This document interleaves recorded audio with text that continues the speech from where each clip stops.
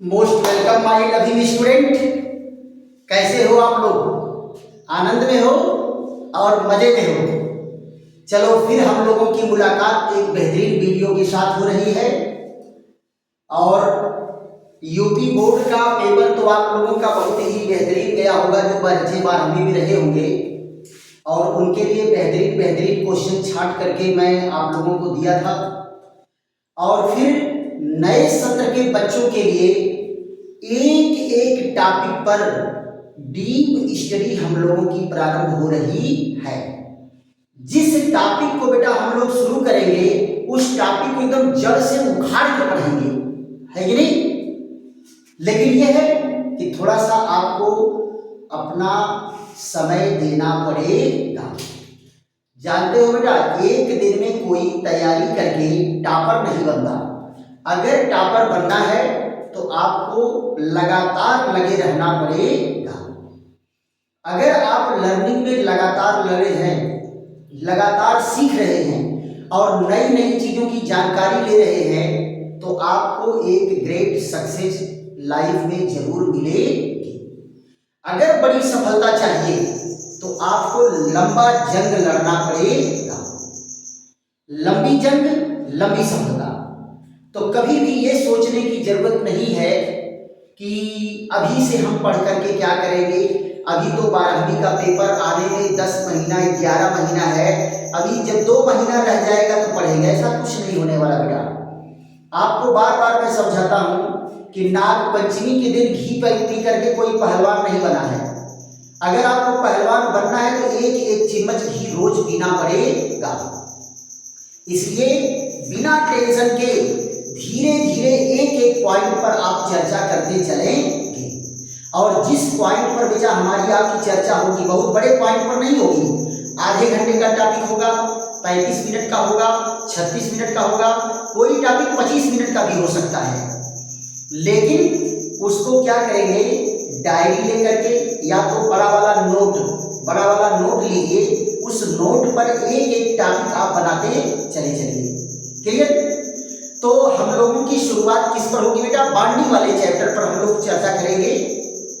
और बाउंड्री वाले चैप्टर पर एकदम डिटेल में एक एक पॉइंट देखो बेटा। जिस बच्चे का बॉन्डिंग क्लियर नहीं है, जिस बच्चे का एटॉमिक स्ट्रक्चर क्लियर नहीं है, जिस बच्चे का पीरियोडिक प्रॉपर्टी वाला चैप्टर क्लियर नहीं है, जिस बच्चे का रिएक्शन मैकेनिज्म क्लियर नहीं है, जिस बच्चे का आईयूपीएसी नामकरण क्लियर नहीं है, वो क्या सोचता है कि रसायन विज्ञान का हम एको रोमा इधर उधर टेढ़ कर पाएंगे?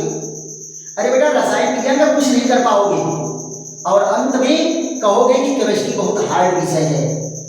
समझ गए? इसलिए केमिस्ट्री हार्ड विषय को एकदम हाथ का खिलौना अगर बनाना है तो बेहतरीन टॉपिक पर एक एक पॉइंट पर हम चर्चा कर रहे हैं। और इसको डायरी पर नोट करके, नोट बना करके 4 बार, 5 बार, 6 बार, आपको जितनी बार में वीडियो नहीं समझ में आ रहा उतनी बार इसको देखिए और बार बार लिख करके अभ्यास करिए। अभी बेटा पर्याप्त समय है, 11 महीना है बोर्ड पेपर में। 11 महीने के बोर्ड पेपर में कोई ऐसा टॉपिक नहीं जिस पर हमारी आपकी चर्चा न हो जाए।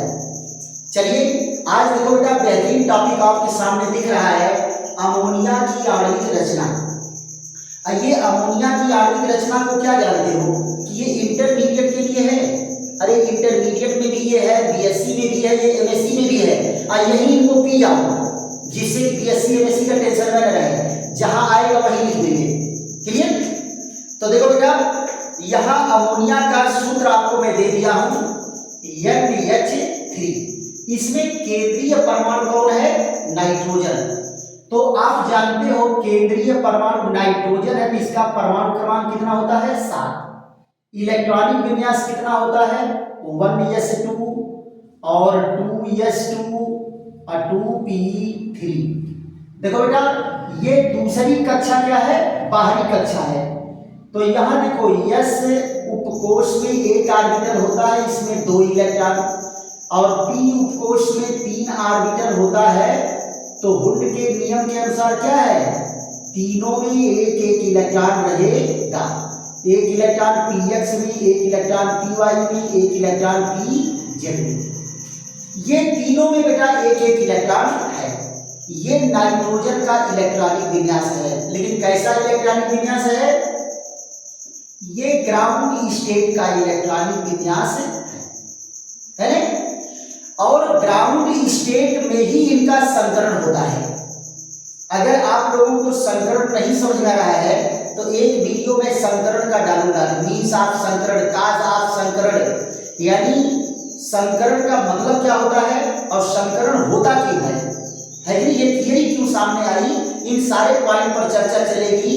बेटा इतने डीप में केमिस्ट्री में ले जाएंगे कि मजा आ जाएगा केमिस्ट्री की जिंदगी में, और तुम लोग कहोगे chemistry is my loving subject, right? हाँ, तो यहाँ देखो संकरण क्या होगा, ये तीनों का संकरण होता है और तीनों ऑर्बिटल आपस में मिक्स होते हैं। इसको क्या कहते हैं? sp3 संकरण। अंग्रेजी में क्या कहेंगे? sp3 हाइब्रिडाइजेशन, हाइब्रिडाइजेशन कहेंगे। और फिर क्या बनेगा? 4 नए प्रकार के ऑर्बिटल बनेंगे जिनको क्या कहेंगे? sp3 hybridized orbital. यहां देखो sp3 संकरित ऑर्बिटल, sp3 संकरित ऑर्बिटल, और अंग्रेजी में क्या कहेंगे? sp3 hybridized orbital, sp3 hybridized orbital कहते हैं। अब देखो बेटा चारों में क्या है? एक एक इलेक्ट्रॉन है, चारों में एक एक इलेक्ट्रॉन है। अब ये बताओ ये सारे ऑर्बिटल, यह भी sp3 है, यह भी sp3 है, यह भी sp3 है और यह भी sp3 है। प्रत्येक ऑर्बिटल मिक्स्ड कैरेक्टर हो गए, इसमें s का भी नेचर है और p का भी नेचर है। और ये ऑर्बिटल जो होते हैं, एक एक ऑर्बिटल में 25% s ऑर्बिटल का नेचर होता है और 75% p ऑर्बिटल का नेचर होता है। लेकिन आप जरा देखो इस s वाले में 2 इलेक्ट्रॉन हैं तो इसके एक ऑर्बिटल में जोड़ा इलेक्ट्रॉन होगा, एक ऑर्बिटल में क्या होगा? जोड़ा इलेक्ट्रॉन होगा। अब यहां जरा देखो ये चारों ऑर्बिटल एक दूसरे को प्रतिकर्षित करके कितने अंश पर ले जाएंगे बेटा? sp3 संकरण है, sp3 संकरण में लेकर के जाएंगे 109 अंश 28 मिनट पर। और इसका स्ट्रक्चर कैसा बनता है? इसका स्ट्रक्चर बनता है कैसा? चतुष्फलकीय। जरा देखो चतुष्फलकीय रचना कैसे होती है? ये रचना बेटा चतुष्फलकीय रचना है, ये वाली रचना, ये देखो चतुष्फलकीय रचना है। सारे बांड 109 अंश 28 मिनट हैं और सभी ऑर्बिटलों में जो लगने वाला प्रतिकर्षण बल है वो क्या होगा? बराबर होगा। और जब प्रतिकर्षण बल बराबर होगा, स्टेरिक हिंड्रेंस बराबर होगा, तो नहीं इसको इधर दबा पाएगा, नहीं इसको इधर दबा पाएगा, नहीं इधर दबा पाएगा, ये सारे आपस में फिक्स हो जाएंगे। अच्छा लड़कों एक चीज बतावा, शादी ब्याहे में लोगन गुब्बारा का सजावट देख लेगा कि नहीं? और आप लोग शादी विवाह में जाइएगा, अगर नहीं देखें अब ध्यान दीजिएगा, अगर गुब्बारा सजाने वाला 4 गुब्बारा को फुला करके एक ही में बांधा है तो यही संरचना प्राप्त होती है। कौन सी संरचना प्राप्त होती है? ये संरचना। सब 109 अंश 28 मिनट पर जाकर के एडजस्ट होते हैं। तो सेम लाइक ये ऑर्बिटल भी 109 अंश 28 मिनट पर आएंगे और इनसे जो संरचना प्राप्त होती है वो चतुष्फलकीय होती है। चतुष्फलकीय मतलब क्या है कि इसमें 4 फलक होते हैं। तो एक फलक ये हो गया, एक फलक ये हो गया, एक फलक ये हो गया, एक फलक नीचे हो गया, 4 फलक की रचना होती है। इसको अंग्रेजी में कहते हैं टेट्राहेड्रल। तो जरा देखो इनकी रचना कैसी है। इनकी संरचना जो है ये एक दूसरे को प्रतिकर्षित करके 109 अंश 28 मिनट पर व्यवस्थित करते हैं।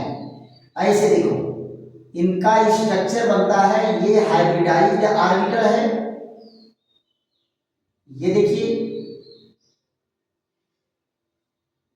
ये 4 ऑर्बिटल एक दूसरे को प्रतिकर्षित करके कितने पर 109 अंश 28 मिनट पर व्यवस्थित करते हैं। इसमें देखो बेटा जोड़ा इलेक्ट्रॉन है, इन सब तीनों में क्या है सिंगल इलेक्ट्रॉन है।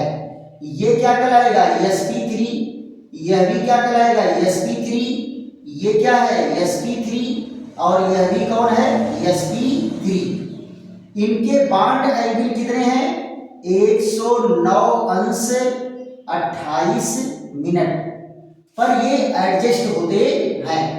तो इनका क्या कहेंगे, ये है sp3 संकरित, sp3 संकरित नाइट्रोजन परमाणु, sp3 संकरित नाइट्रोजन परमाणु। और इसके साथ ओवरलैप कौन कर रहा है बेटा 3 हाइड्रोजन परमाणु क्रमांक 1 और 1s1, यानी s ऑर्बिटल कैसा होता है गोलीय होता है। तो s ऑर्बिटल में एक इलेक्ट्रॉन होगा और ऐसे कितने हैं 3 हाइड्रोजन हैं। तो जरा इनकी ओवरलैपिंग दिखा देते हैं इनका मॉलिक्यूलर स्ट्रक्चर में। तो जरा देखो तो ओवरलैपिंग कैसे होगी। ये है नाइट्रोजन का परमाणु और 3 हाइड्रोजन इसके साथ ओवरलैप करेगा। इस तरह से देखो, ये एक ऑर्बिटल है, ये दूसरा ऑर्बिटल है, ये तीसरा ऑर्बिटल है, ये चौथा ऑर्बिटल है। तो यहां पर जरा देखो तो ये जोड़ा इलेक्ट्रॉन वाला है और ये सिंगल इलेक्ट्रॉन वाले हैं, तीनों संकरित ऑर्बिटल। तो इनके साथ ओवरलैप कौन कर रहा है हाइड्रोजन। कौन ओवरलैप कर रहा है हाइड्रोजन। और 3 हाइड्रोजन इसके अक्ष पर आकर के ओवरलैप करेगा। देखो ये एक्सियल ओवरलैपिंग दिखा रहा है। हाइड्रोजन हाइड्रोजन हाइड्रोजन और नाइट्रोजन, इनकी ओवरलैपिंग से जरा देखो स्ट्रक्चर कैसा बनेगा। इनकी ओवरलैपिंग से स्ट्रक्चर, ये वाला स्ट्रक्चर इस तरह से बनेगा। ये देखिए सिंगल बॉन्ड, तीनों सिंगल बॉन्ड बनेंगे। और ये देखिए ये बन करके तैयार हो गया।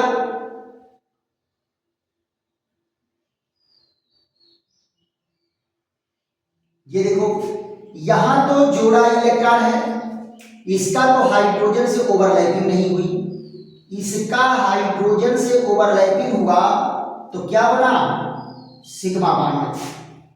Sigma bond. अगर बेटा आपको सिग्मा बॉन्ड पाई बॉन्ड नहीं समझ में आ रहा है तो आप कमेंट करिएगा, टोटल डिटेल में आपको दे देंगे। सिग्मा बॉन्ड क्या है, पाई बॉन्ड क्या है, इन सारी बातों पर चर्चा चलेगी। सिग्मा सिग्मा सिग्मा, ये नाइट्रोजन हाइड्रोजन हाइड्रोजन हाइड्रोजन। अब आप जरा ध्यान दो बेटा, यहां इनका स्ट्रक्चर कैसा बना। ये बीच में है नाइट्रोजन, बीच में कौन है नाइट्रोजन है। एक हाइड्रोजन इधर, एक हाइड्रोजन इधर, एक हाइड्रोजन इधर। देखो तो ये इनकी संरचना है, ये इनकी क्या है संरचना है। अब आप जरा बताओ ये जो इलेक्ट्रॉन है, ये इलेक्ट्रॉन क्या है एक ही न्यूक्लियस से बंधा हुआ है। और ये जो 2 इलेक्ट्रॉन हैं ये 2 न्यूक्लियस से बंधे हैं, एक तरफ नाइट्रोजन से एक तरफ हाइड्रोजन से, एक तरफ नाइट्रोजन से एक तरफ हाइड्रोजन से, एक तरफ नाइट्रोजन एक तरफ हाइड्रोजन। तो आप जरा बताओ ये इलेक्ट्रॉन टाइटली बाउंडेड होंगे या एक इलेक्ट्रॉन टाइटली बाउंडेड होगा।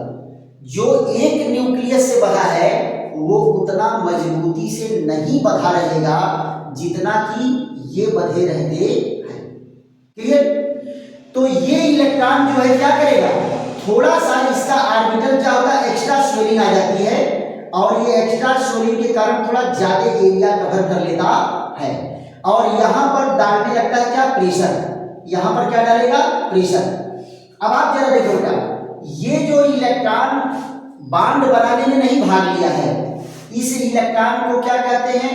Lone pair electron. क्या कहते हैं बेटा? Lone pair electron. और जो इलेक्ट्रॉन बॉन्ड बनाने में भाग लिया है इसको कहते हैं बॉन्ड पेयर इलेक्ट्रॉन। एक एक पॉइंट को बेटा दिमाग में रखो, लोन पेयर इलेक्ट्रॉन और बॉन्ड पेयर इलेक्ट्रॉन। अब आप जरा देखो, ये ऑर्बिटल जो है ज्यादा एरिया में फैल गया तो क्या किया? ज्यादा एरिया में फैल गया तो ये प्रेशर डालेगा कहाँ? इन बांडों पर। इन बांडों पर जब प्रेशर डालेगा तो ये बांड एंगल क्या होता है? ये बांड एंगल 109 अंश से घट के कितने पर आ जाता है? 107 अंश। 109 अंश से घट के कितने पर आ गया? 107 अंश पर आ जाता है। और इसका मॉलिक्यूलर स्ट्रक्चर कैसा हो जाता है बेटा? इसका मॉलिक्यूलर स्ट्रक्चर चतुष्फलकीय न होकर के अब इसका मॉलिक्यूलर स्ट्रक्चर हो जाता है पिरामिडल। कैसा हो जाता है? पिरामिडल स्ट्रक्चर हो जाता है। ऐसे बेटा त्रिपैया पिरामिड की तरह से इसका स्ट्रक्चर हो जाता है। जो 3 पैर वाला नहीं होता है पिरामिड, उस तरह से इसका स्ट्रक्चर हो जाता है। तो इसका मॉलिक्यूलर स्ट्रक्चर कैसा होगा बेटा? पिरामिडल। कैसा होगा? पिरामिडल। यानी अंग्रेजी में भी इसको क्या कहेंगे? पिरामिडल ही कहते हैं। अंग्रेजी में भी क्या कहेंगे? पिरामिडल कहेंगे। तो ये बेटा आणविक रचना किसका है? अमोनिया का है। किसकी आणविक रचना है? अमोनिया की। राइट। ऐसे ही हम लोगों की चर्चा चलेगी किस पर? पानी की। पानी का मॉलिक्यूलर स्ट्रक्चर कैसा होता है, पानी की आणविक रचना कैसी होती है, इस पर हम लोग चर्चा करेंगे। अब फट से आप जरा इसका स्क्रीनशॉट लीजिए तो, और डायरी पर नोट करके 3 बार 4 बार 5 बार इसको बना करके अभ्यास करिए। और ऐसा अभ्यास करिए कि जीवन में कभी ये भूले नहीं। राइट। क्यों? क्योंकि बेटा ये इंटर में तो काम करेगा करेगा, बीएससी में भी काम करेगा, एमएससी में भी काम करेगा। सारे क्लास के लिए कंफर्म स्ट्रक्चर है। फट से स्क्रीनशॉट लिए और इसके बाद हम चलते हैं कहाँ? अगले टॉपिक पर। तो अगला टॉपिक क्या बेटा? जल की आणविक रचना। जल की आणविक रचना। तो जैसे अमोनिया की आणविक रचना को हम लोग पढ़े हैं, वैसे जल की आणविक रचना को भी हम लोग पढ़ेंगे। बेहतरीन स्ट्रक्चर है बेटा, एकदम जान लगा दो केमिस्ट्री के लिए, और जान लगा दो केमिस्ट्री के लिए और जानदार बन जाओ। जान लगा करके जानदार बन जाओ। देखो बेटा, पढ़ने से कोई मरा नहीं है। आप हमेशा ध्यान दो, मत सोचो कि पढ़ करके एकदम पजील हो गए, कुछ नहीं। पढ़ने में मजा आता है जी, पढ़ाई में शिक्षा में मजा आता है, इसलिए एंजॉय ले लेकर के पढ़ो। कभी भी केमिस्ट्री को बोरिंग सब्जेक्ट बना के पढ़ो ही मत। हाँ, मैं भी खेल खेल में पढ़ा हूँ और तुम भी मजाक मजाक पढ़ो। हाँ, लेकिन क्या है, कंटिन्यू स्टडी करो लगातार। जब और विषय पढ़ने में मन उबिया जाए ना, मन उब जाए, तो लाओ अमोनिया का स्ट्रक्चर बनाते हैं। और विषय पढ़ते पढ़ते मन उब जाए, लाओ पानी का स्ट्रक्चर बनाते हैं। बीच बीच में गैपी में डाल दो इसको, अब देखो मजा आ जाएगा। यहां क्या है? जल की आणविक रचना। जल की आणविक रचना। जल की आणविक संरचना। ये अंग्रेजी इसका क्या होगा? Molecular structure. Molecular structure of water. Molecular structure of water. ये देखो बेटा, पानी की आणविक रचना। पानी की आणविक रचना, जरा ध्यान दो। वाटर मॉलिक्यूल कौन है? H2O। ये देखिए। अच्छा ये बताओ, कोई बच्चा ऐसा हो जिसको पानी का अणुसूत्र न हो याद, तो क्या उसे भी केमिस्ट्री पढ़ने का अधिकार है कि नहीं? इसलिए अपना केमिस्ट्री का नाक कटाना नहीं है, अभी पानी का सूत्र तो याद करना है ना। पानी का सूत्र, अमोनिया का सूत्र, मीथेन का सूत्र ना कटा देगा अगर नहीं याद रहेगा तो, है। चलिए, इसमें केंद्रीय परमाणु कौन है बेटा? जरा ध्यान दो। इसमें केंद्रीय परमाणु वो होता है जो सबसे कम संख्या में होता है, तो ऑक्सीजन इसमें केंद्रीय परमाणु है। अब देखो ऑक्सीजन का atomic number 8, electronic configuration 1s2 2s2 और 2p4। ये देखो दूसरी कक्षा कौन है, बाहरी कक्षा है। s में 2 इलेक्ट्रॉन और p में 4 इलेक्ट्रॉन, 1 2 3 4। ये px, ये py, ये pz। ये कौन सा बेटा, ये ग्राउंड स्टेट का इलेक्ट्रॉनिक विन्यास है। तो इसमें भी हाइब्रिडाइजेशन जो होता है वो ग्राउंड स्टेट में ही होता है। फिर यहां देखो इनका संकरण कैसे होगा, इस तरह से sp3 संकरण, इसको अंग्रेजी में क्या कहेंगे, sp3 हाइब्रिडाइजेशन, sp3 हाइब्रिडाइजेशन। और इसके बाद बेटा क्या है, 4 ऑर्बिटल बनेंगे, 4 संकरित ऑर्बिटल बनेंगे और चारों संकरित ऑर्बिटल की संरचना और ऊर्जा लेवल बराबर होता है। लेकिन 2 संकरित ऑर्बिटल में जोड़ा इलेक्ट्रॉन और 2 संकरित ऑर्बिटल में सिंगल इलेक्ट्रॉन होगा। तो sp3 संकरित ऑर्बिटल, sp3 संकरित ऑर्बिटल अंग्रेजी में क्या कहेंगे, sp3 hybridized, sp3 hybridized orbital, sp3 hybridized orbital. अब जरा ध्यान दो, यह भी sp3 है, यह भी sp3 है, यह भी sp3 है, यह भी sp3 है, ठीक है। और प्रत्येक ऑर्बिटल में क्या है, 25% s ऑर्बिटल का नेचर है और 75% p ऑर्बिटल का नेचर है, p ऑर्बिटल का नेचर है। और ये तीनों ऑर्बिटल भी एक दूसरे को प्रतिकर्षित करके 109 अंश 28 मिनट पर व्यवस्थित करते हैं। जब sp3 संकरित होगा तो यही संरचना आती है। आप सोच रहे होंगे सर आप तो फटाफट है ही फूल पत्ती बना दे रहे हैं, हम जल्दी नहीं बना पा रहे हैं। तो बेटा अभ्यास, अभ्यास है विद्या, मैं अभ्यास किया हूं, आपको भी करना पड़ेगा। इसे करें, बार बार बना करके अभ्यास करेंगे। और यहां जरा देखो, इनमें इलेक्ट्रॉनों की संख्या की बात करेंगे तो इसमें जोड़ा इलेक्ट्रॉन है और इसमें जोड़ा इलेक्ट्रॉन, कौन जरूरी इसी में है, इसमें भी हो सकता है। और 2 में अनपेयर्ड इलेक्ट्रॉन है। ये कौन है, sp3, ये कौन है, sp3, ये कौन है, sp3 और ये कौन है, sp3। इनका भी बांड एंगल कितना है, 109 अंश 28 मिनट। ये तो इसको क्या कहेंगे, sp3 संकरित, sp3 संकरित ऑक्सीजन परमाणु, ऑक्सीजन परमाणु। इसके साथ ओवरलैप कौन कर रहा है, 2 हाइड्रोजन, परमाणु क्रमांक 1 इलेक्ट्रॉनिक विन्यास 1s1। तो यहां देखो s ऑर्बिटल कैसा होता है, गोलीय, s ऑर्बिटल कैसा होता है, गोलीय होता है, स्फेरिकल होता है। अब जरा देखो इनकी ओवरलैपिंग भी जैसे दिखाए थे अमोनिया में, वैसे ओवरलैपिंग इसमें भी होगा। लेकिन इसमें 2 में अनपेयर्ड इलेक्ट्रॉन है तो 2 ही से इनकी ओवरलैपिंग होगी।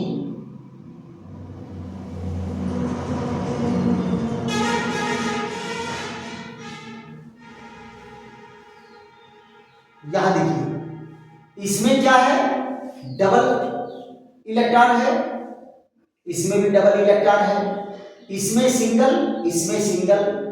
एक हाइड्रोजन देखो इधर से आ रहा है ओवरलैप करने के लिए एकदम अक्ष के सीधे में, और एक हाइड्रोजन इधर से आ रहा है एकदम एक्सियल, ये ओवरलैप करने के लिए हाइड्रोजन, हाइड्रोजन और ऑक्सीजन। इनकी ओवरलैपिंग से जरा देखिए कैसे होता है, ओवरलैपिंग से इनका स्ट्रक्चर बनेगा इस तरह से, ये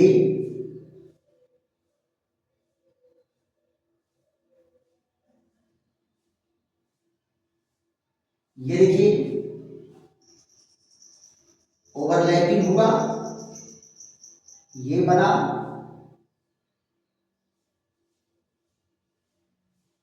ये। अब आप जरा देखो, इसमें क्या है, डबल इलेक्ट्रॉन, इसमें क्या है, डबल इलेक्ट्रॉन, और यहां देखिए सिंगल इलेक्ट्रॉन था, लेकिन ओवरलैपिंग होने के बाद क्या है, एक इलेक्ट्रॉन यस का, एक इलेक्ट्रॉन बी का। यहां देखो इस तरह से ओवरलैपिंग होगा, तो ये देखो सिग्मा बॉन्ड बना, ये भी सिग्मा बॉन्ड, ये भी सिग्मा बॉन्ड, ये भी सिग्मा बॉन्ड। अब बीच में कौन है, ऑक्सीजन, बीच में ऑक्सीजन। तो यहां पर जरा देखो, दो जोड़ा लोन पेयर है और दो जोड़ा बॉन्ड पेयर है। तो ये इलेक्ट्रॉन कौन है, ये इलेक्ट्रॉन है लोन पेयर, लोन पेयर। और ये इलेक्ट्रॉन कौन है, ये इलेक्ट्रॉन है bond pair, bond pair electron. अब आप जरा देखो इनका स्ट्रक्चर कैसा होगा, ये है ऑक्सीजन, ये कौन है, ऑक्सीजन है। इस ऑक्सीजन से जुड़ा है ये हाइड्रोजन, हाइड्रोजन जुड़ा है, ये देखो ये। और इसके ऊपर क्या है, दो जोड़ा लोन पेयर इलेक्ट्रॉन है। तो वही कहानी बेटा यहां भी है, ये जो लोन पेयर इलेक्ट्रॉन है ये एक ही परमाणु के न्यूक्लियस से जुड़ा है, यानी केवल ऑक्सीजन के न्यूक्लियस जुड़ा है। और ये दोनों जो है ऑक्सीजन और हाइड्रोजन दोनों के न्यूक्लियस से जुड़े हैं। तो ये वाले इलेक्ट्रॉन उतने टाइटली बाउंडेड नहीं होंगे जितने टाइटली बाउंडेड ये वाला होगा, यानी ये वाले टाइटली बाउंडेड नहीं है और ये ज्यादा मजबूती से बंधे हैं। तो क्या करेंगे बेटा, इनका भी थोड़ा सा, इनकी साइज क्या होती है, स्वेलिंग बड़ी हो जाती है और ये ज्यादा एरिया में फैल जाते हैं, जिसके कारण क्या होगा, ये देखो ये ज्यादा एरिया में फैल गए तो इनके बीच लगेगा प्रतिकर्षण। तो फिर क्या करेंगे, ये इनको दबाएंगे, ये इनको दबाएंगे। तो आप जरा ध्यान दो, ये जो प्रेशर लग रहा है, ये प्रेशर क्या करेगा, बॉन्ड एंगल को कम कर देगा, बॉन्ड एंगल को कम कर देगा। तो ये बॉन्ड एंगल कितना हो जाएगा, 109 अंश 28 मिनट से घट करके 105 अंश हो जाता है। और इसकी संरचना कैसी हो जाती है बेटा, इसकी संरचना हो जाती है बेंड शेप, बेंड शेप या चिमटे के आकार का, चिमटे के आकार का, चिमटे के आकार का हो जाता है। तो ऐसे ही बेटा ये वाटर मॉलिक्यूल का स्ट्रक्चर है। अब देखो बेटा रिपल्सन फोर्स की बात करते हैं, ये जो रिपल्सन फोर्स है ये कैसे जो है वैरी करता है। तो सबसे ज्यादा रिपल्सन फोर्स कहां होगा बेटा, लोन पेयर और लोन पेयर के बीच में, यानी इनके बीच में जो रिपल्सन है वो सबसे ज्यादा है, लोन पेयर और लोन पेयर के बीच में। उससे कम रिपल्सन कहां होगा, लोन पेयर बॉन्ड पेयर के बीच में। तो लोन पेयर और बॉन्ड पेयर, ये रिपल्सन आ जाएगा लोन पेयर और बॉन्ड पेयर के बीच में। और सबसे कम रिपल्सन कहां लगेगा, स्टेरिक हिंड्रेंस का कहां लगेगा, बॉन्ड पेयर और बॉन्ड पेयर के बीच में। तो बॉन्ड पेयर और बॉन्ड पेयर कौन हो गया, ये वाला रिपल्सन हो गया, ये वाला रिपल्सन कौन है, बॉन्ड पेयर और बॉन्ड पेयर का है। तो इसीलिए लोन पेयर इसको दबा देते हैं, क्यों, क्योंकि ये इसी ऑर्डर में इनका है। तो क्या कहेंगे, इसको कहेंगे order of steric hindrance, order of steric hindrance. Steric hindrance क्या होता है बेटा, जो साइज के कारण जो प्रेशर लगता है। जैसे मान लो आप किसी सीट पर बैठे हो और वहीं कोनो मोटका आदमी आकर के बैठ गया तो वो आपको ज्यादा दबाएगा नहीं, तो वही जो प्रेशर होता है वो स्टेरिक हिंड्रेंस होता है। तो ये ऑर्बिटल की साइज बड़ी हो जाने के कारण इनके द्वारा रिपल्सन लग रहा है, स्टेरिक हिंड्रेंस लग रहा है, तो उसका ये ऑर्डर है। आशा है कि आप लोगों को ये वीडियो बेहतरीन ढंग से समझ में आया होगा। और दोनों को बेटा structure of water molecule and structure of ammonia molecule दोनों को आप डायरी पर खूब बेहतरीन ढंग से नोट करेंगे और इसको नोट करके क्या करेंगे 2 बार 4 बार 6 बार, जब तक न समझ आता तो वीडियो देखो, 2-3 बार वीडियो देख लोगे समझ में आ जाएगा। और उसके बाद नोट को पढ़ करके आप कलम लेकर के लिखो और बनाओ।